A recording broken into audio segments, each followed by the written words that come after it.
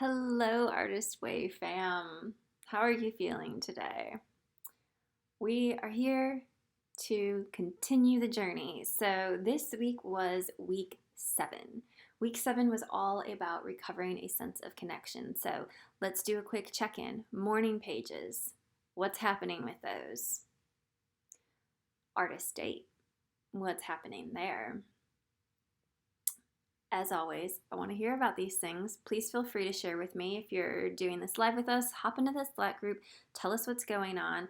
I will be so transparent with you and tell you that little bit of hitting a little bit of a lull, right? I feel like we've gotten to that kind of mid point where it's just like, oof, still doing this. And that was a sentiment that I think we'd kind of shared in our study group too, that it's like, all right, we're still in it, we're doing it, but it was starting to feel maybe a little monotonous or repetitive. But I think that's part of the process, right? This is not a quick journey. This is a bit of a marathon. And so, whatever you're feeling is totally fine. I've personally not been great at my morning pages this past week for a variety of reasons. But there's always a chance to hop back on, right? And there is always an opportunity where even if you don't get them done in the morning, you can do them any time of day.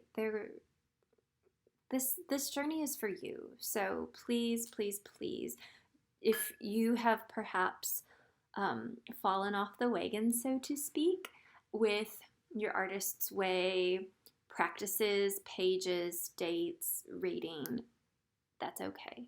You can still hop back on. It's not too late. It's never too late. So just wanted to give you a little encouragement there. So speaking as someone who is I am leading this group, but I'm definitely not doing it perfectly. And, this journey for myself, I'm not doing perfectly either. Would I have a different experience if I were following everything to a T? Absolutely. Am I still having the experience that I need right now by fitting this in the way that is working for me at this moment?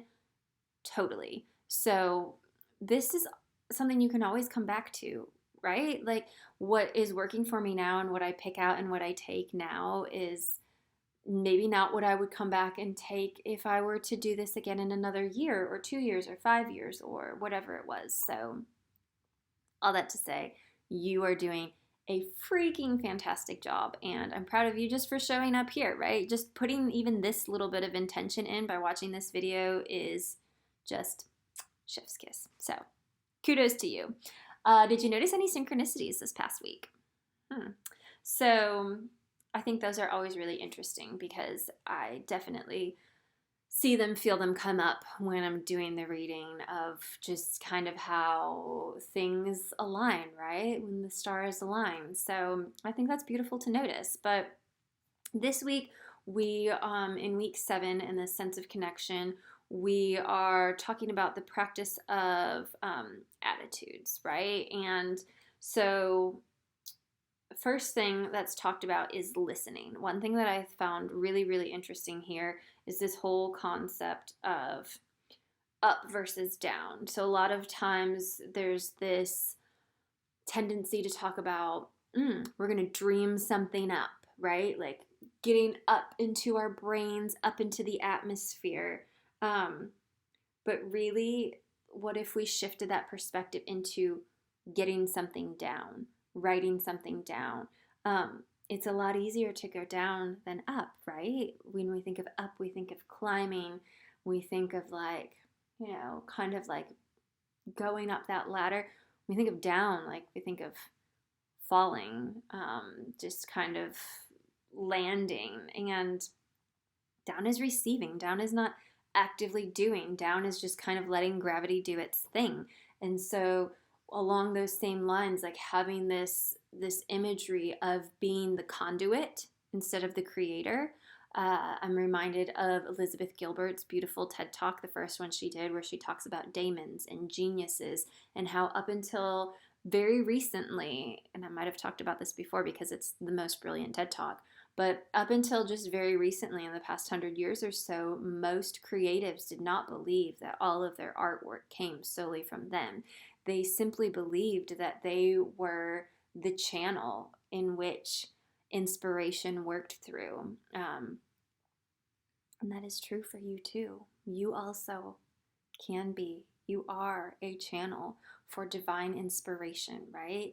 So you don't have to, you can take some of that pressure off of yourself that you are not solely responsible for your creations. What if you gave up a little of that control? What if you gave up a little of that power and you got still and you listened and you see what comes through?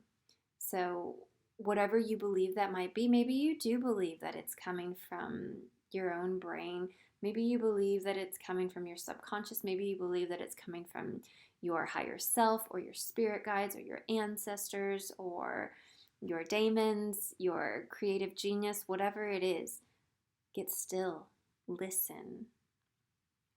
So, listening, that's one of the skills. Another skill, perfectionism, which perfectionism is bullshit and nothing is perfect. So let's let good be good enough, right? So there's no need to kind of keep trying to get everything just right, because I feel like that's when we start like zeroing in on these minor details, right? And we start missing the big picture.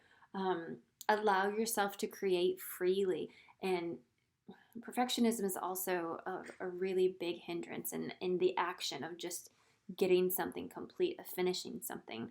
It's self-sabotaging. So what if instead of like trying to get every detail complete before you can move on, what if you just allowed yourself to create freely, have the mistakes in there? They can come back later. You can go back and fix some things if it's really that important, or you can just notice like what that was and look at it in hindsight as a teaching opportunity, as a learning moment, as an insight. So enjoy the process. You don't have to future trip about worrying about the results, right? Like that's not what you're creating is supposed to be. Like create to create. Don't create for the end goal. That really misses the point. So the normal, creativity is letting go.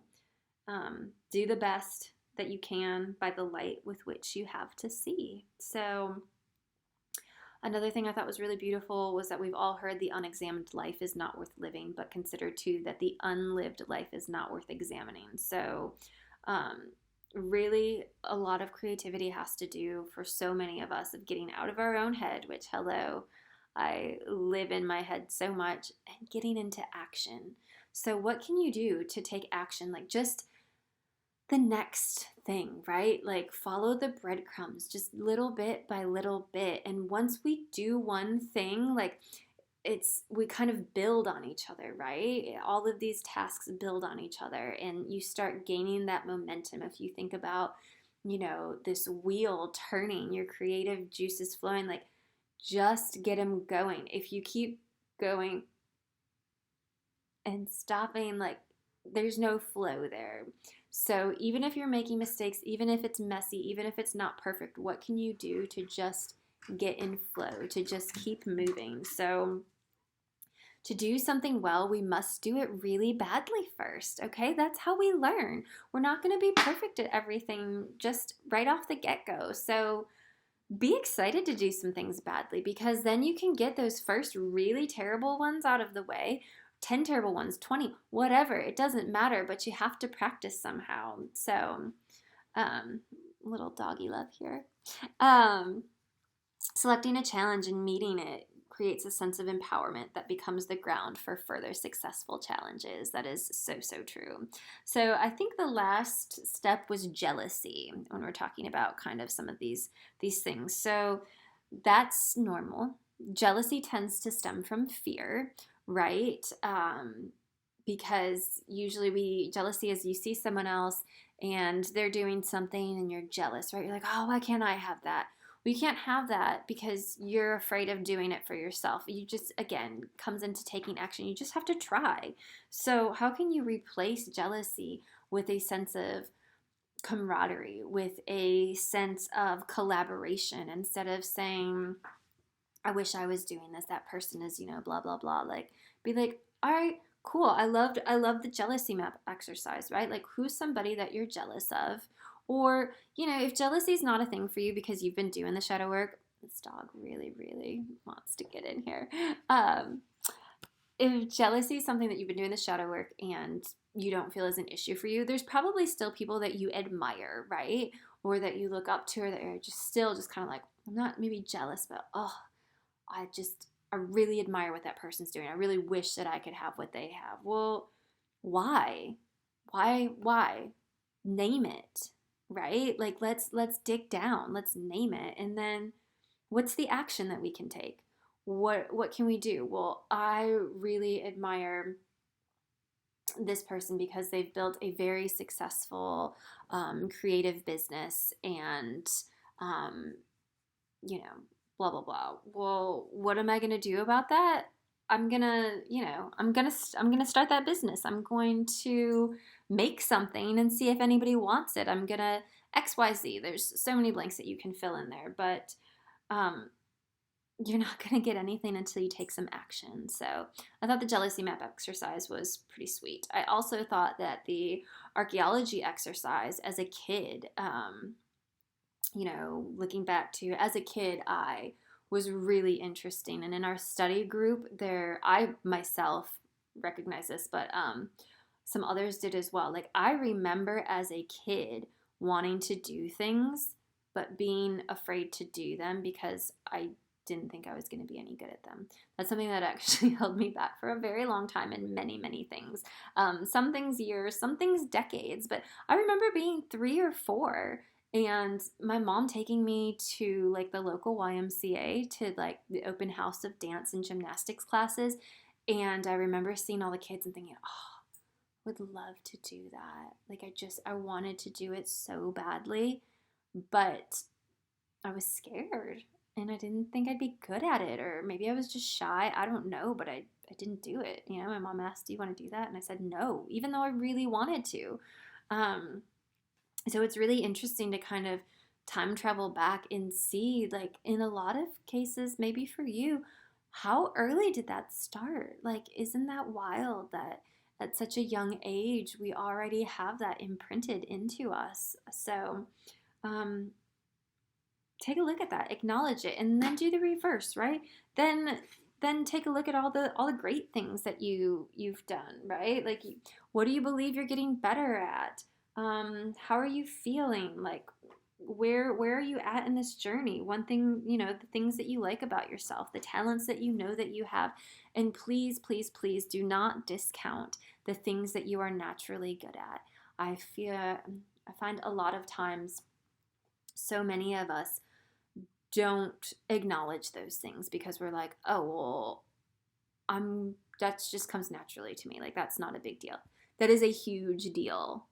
That is a gift that is innate and inherent to you. And because it comes easily to you, you might not recognize that, but there are so many others that cannot do it that way, that cannot maybe do that at all. And so if you're having problems with that, like, ask your best friends, ask your parents, ask your family members, ask people that are close to you, like, what am I good at? Especially if you're struggling and you can't think of anything, because they know and they'll tell you. And so honor that about yourself, acknowledge it, be proud of it, like, and realize that that is a gift and that is a talent. So that's it for this week. Covering that sense of connection, connecting to our inner artists. Next week, we're going to be talking about recovering a sense of strength. Whew. And this one may or may not be here to help me. But anyway, let me know how your week is going. I am just sending you so much support and thankful that you're still here on this journey with us. Talk soon.